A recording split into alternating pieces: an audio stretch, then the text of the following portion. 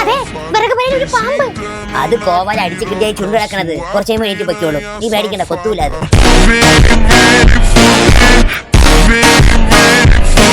അയ്യോ, ആ പാമ്പല്ല, ഇത് ഉരുൾ പാമ്പ്, ഉഗ്രമൂർത്തി.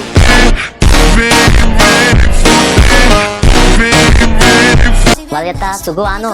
വല്യത്തിന് സുഖമല്ല, രഘുവാണ്.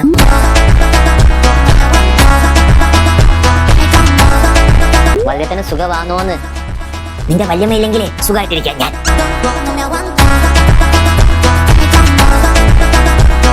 വല്യത്തിന് ഒതുക്കത്തെ ഗ്ലാമർ തന്ന. സോപ്പിട്ട് തീർന്ന ഞാൻ പോയി കുളിച്ചിട്ട് വരട്ടെ. വൻതോതിലാണ് കഞ്ചാവ് വിൽക്കുന്നത്. ഇതിനെപ്പറ്റി മെമ്പറിന് എന്താണ് പറയാനുള്ളത്? ഒരാളൊരു കച്ചവടം ചെയ്ത് രക്ഷപ്പെടുകയാണെങ്കിൽ രക്ഷപ്പെടട്ടെ. അതിനെന്താണ് നിങ്ങൾ ഇത്ര ഖെടി?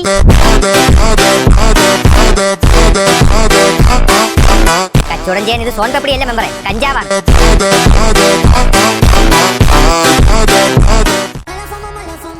തന്റെ പുരയിടം എത്ര സെന്റ് ഉണ്ടെന്നാണ് താൻ പറഞ്ഞത്? കൃത്യം 45 സെന്റ്. റീസർവേ നടത്തി നോക്കിയപ്പോഴേ 20 സെന്റേ ഉള്ളൂ.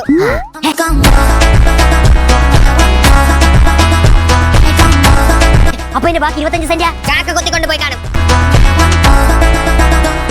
എന്റെ അനി എന്റെ മനസ്സറിഞ്ഞ് എനിക്ക് വാങ്ങിച്ചു തന്ന വണ്ടി.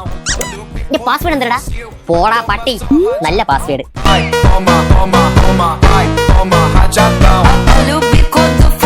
പക്ഷെ അതിൽ നമ്പർ നോക്കണം നീട്ടേക്കണ. വണ്ടിയിൽ ഇറങ്ങി പോടാ പട്ടി.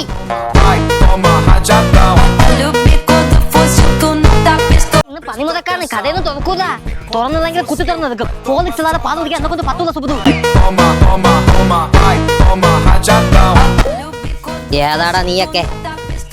നാ മുകേഷ് അംബാനി, ഇവ ആനന്ദ് അംബാനി. എന്ത്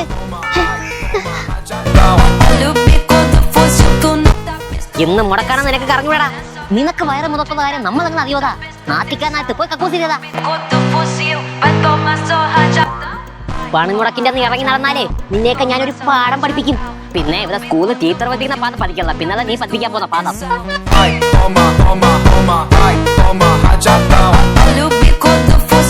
അങ്ങോട്ട് മെനെ പറഞ്ഞില്ലല്ല. നമുക്ക് ആ റൂഫ് അങ്ങ് പൊളിച്ചറിഞ്ഞാലേ. ഓപ്പൺ റൂഫ് ആക്കാം.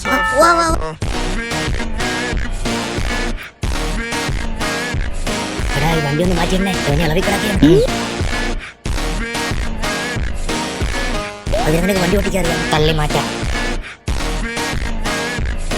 നമ്മൾ വന്ന കാര്യം പറയാം. നമ്മളൊരു കട സ്റ്റാർട്ട് ചെയ്യാൻ പോവുകയാണ്. ബേക്കറിയാ ഹോട്ടലാ വലുതായിരിക്കും. പഠിച്ചൂന് ബേക്കറി തന്നെ. അനക്ക് മനസ്സിലായി തച്ചാലേ കാക്കാക്ക് ഗുണങ്ങളല്ലേ തുടങ്ങും.